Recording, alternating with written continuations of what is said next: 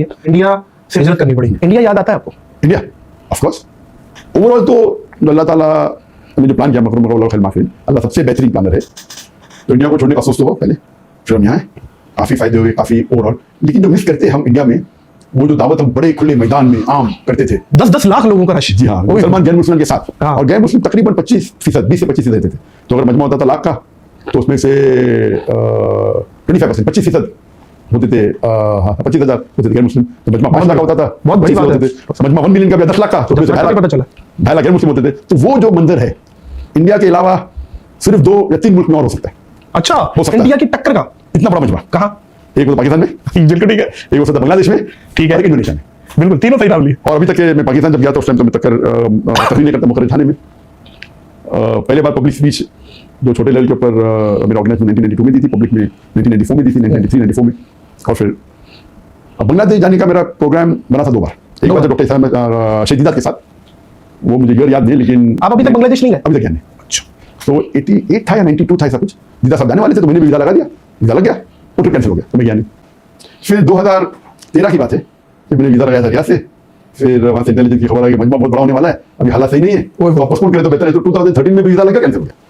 पाकिस्तान का ऐसा सवाल आपने पूछा, पाकिस्तान आए कहते हुए कब आएंगे? आ चुका। आप कब आएंगे? नेक्स्ट प्लान में हुई थी जब हिजरत किया 2016 में हिजरत किया। मेरा मौका तो हो सकता है कि अभी कुछ महीने बाद वापस जाऊं, 1 साल बाद, 2 साल बाद। तो जब 3-4 साल बाद पता लग गया कि अभी जाने के तो चांसेस नहीं है इंडिया, तो मैं डिसाइड किया अभी पाकिस्तान जा सकता हूँ। तो 2020 के स्टार्टिंग में या 2019 के एंडिंग में जब डिसाइड किया कि अभी इंडिया जाने के चांसेस बहुत कम है, अभी पाकिस्तान जाने में कोई हर्ज नहीं, पाकिस्तान में वेलकम करेंगे, काफी दावत है, काफी लोग जानते हैं। सर एक सवाल बनता है मेरा, और ये इंडियन ऑडियंस जो संजीदा ऑडियंस है उनसे भी सवाल है कि एक ऐसा शख्स जो कि मैं समझता हूं कि इस उम्मत में इस टाइम इंटरनेशनली कंपैरेटिवली रिलीजन्स को इतना अच्छा समझते हैं, जो शायद जिसकी मिसाल ना मिलती हो इंडिया में, मतलब मुझे ये समझ नहीं आ रहा कि क्यों नहीं आप जा सकते? आपका घर है, मतलब आप मक्का में हैं और आपको पता चल रहा है कि इंडिया में ये हो गया, और आप मक्का से जाते ही नहीं अपने घर और आप मलेशिया शिफ्ट हो जाते हैं। ये थोड़ा सा इस चीज को बताएं, ये क्या था? पाकिस्तान आने की डिमांड नहीं थी पहले। पाकिस्तान आने के लिए पाकिस्तान वीजा मिलना मुश्किल है, लेकिन मेरे लिए बहुत आसान था।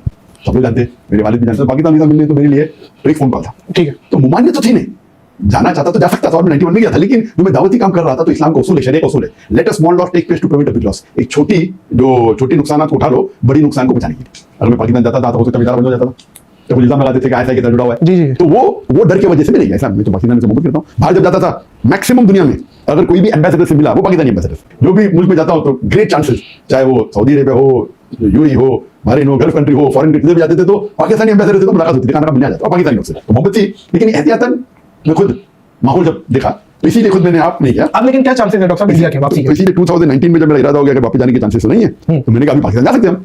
तो मेरी प्लानिंग थी 2020 में एंडिंग में आने की पाकिस्तान, और मैं लोग से कॉन्टैक्ट किया तो पूरा हो गया था प्लान। तो ये 2020 के स्टार्टिंग में प्लान हुआ, और बड़े जो गवर्नमेंट के लोग सब के, लेकिन आ गया कोविड आ गया। तो कोविड आने की वजह से ये पोस्टपोन हो गया।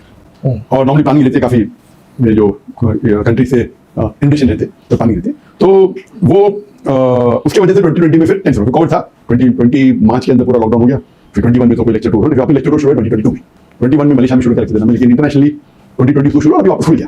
तो अब आपका है इरादा? जी अभी तो इरादा है, इन्विटेशन वापस आने लगी और 2020 में आने वाले थे। मुझे ऐसा लग रहा है कि अब आप आ जाएंगे मेरा दिल कह रहा है।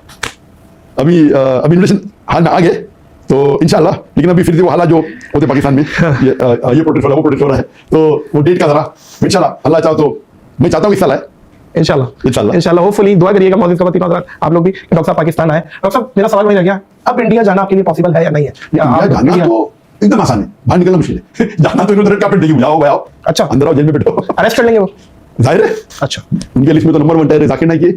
अगर मैं बड़े तादाद में गैर मुसलमान अगर इस्लाम से मुतासिर होकर इस्लाम कबूल करते हैं, अल्लाह उनको हिदायत देता है, तो मैं उनके लिए टेररिस्ट बन गया ना। हालांकि काफी इल्जाम लगा, लेकिन अल्लाह की मदद से एक भी इल्जाम साबित नहीं हुआ माशाल्लाह। जी वो बांग्लादेशी बम वाला भी आपके खाते में डाल दिया था? उससे शुरू हुआ, उसके पहले तो कोई प्रॉब्लम था नहीं मुझे, लेकिन बांग्लादेश के अंदर 1 जुलाई 2016 में एक धमाका हुआ, टेररिस्ट अटैक हुआ, जिसमें 4 या 5 टेररिस्ट इन्वॉल्व थे और 21-22 फॉरेनर्स की मौत हुई। उसके अंदर एक जो टेररिस्ट था वो मेरे फेसबुक का फॉलोअर था। बांग्लादेशी न्यूज़पेपर ने 3 जुलाई को इंफॉर्मेशन दी कि one of the terrorist was the follower of doctor Zakir Naik on the Facebook. Indian media ने उसको ट्विस्ट की जी और बोले ही वाज इंस्पायर्ड। एक फॉलोअर होना अलग होता है और एक इंस्पायर्ड मुतासिर होके टेररिस्ट एक्ट करना अलग होता है, और एक फॉलोअर होना चाहिए। तासुर दे दिया कि आपका साथी है। हाँ, लेकिन बाकी ना के लेक्चर देख के वो नोट ऐसे रखे इनडायरेक्ट। तौबा है। तो इंडिया मीडिया में उस टाइम वो हफ्ते में अल्हम्दुलिल्लाह maximum search name in the world was Zakir Naik. आप गूगल लीजिए Zakir Naik every day about 40-50 newspaper में इंडियन न्यूज़पेपर तो मुझे ओवरनाइट सर दिखते हैं। गवर्नमेंट ने मुझे और फेमस बना दी। तो इसीलिए मैंने कहा जज़ाकल्लाह जज़ाकल्लाह। और जज़ाकल्लाह मतलब अल्लाह उनको जज़ा दे। जो लोग अरबी जानते हैं वो समझ गए मैं क्या चाहता, मैंने क्या कहा। इंग्लिश में थैंक यू भी क्या नो प्रॉब्लम, लेकिन एक जज़ाकल्लाह अलग होता है और जज़ाकल्लाह खैर अलग होता है। जज़ाकल्लाह मतलब अल्लाह उनको जज़ा दे, जैसा किया अच्छा का अच्छा, बुरा का बुरा। वाह। इसलिए अगर मैं कोई मुसलमान अगर अरब से कहूंगा जो अरबी जानता है और इस्लाम जानता है जज़ाकल्लाह, मैंने कहा गाली है मुझे क्या? गाली भी हो सकती है, गाली है नहीं हो सकती है, लेकिन क्या मैंने कोई जल्दी किया? तो जज़ाकल्लाह मतलब अल्लाह उनको जज़ा दे। तो अगर कोई गलत काम किया उसके लिए हो सकते हैं। तो सही में अगर किसी को आप शुक्रिया अदा करना चाहते हो होना चाहिए जज़ाकल्लाह खैरन, जज़ाकल्लाह आपको जज़ा दे आपके अच्छे काम का। बिल्कुल सही है, दुरुस्त। तो एक बात है कि मोदी से मुझे बहुत फायदा हुआ अल्हम्दुलिल्लाह। हिजरत की इजाजत नहीं करता था मैं, और हिजरत करने से बहुत फायदा हुआ। अल्लाह ताला का प्लानिंग है, अल्लाह ताला जो प्लानिंग करता है। तो जो लोग इस्लाम के दुश्मन रहते हैं उनसे भी बहुत अच्छे काम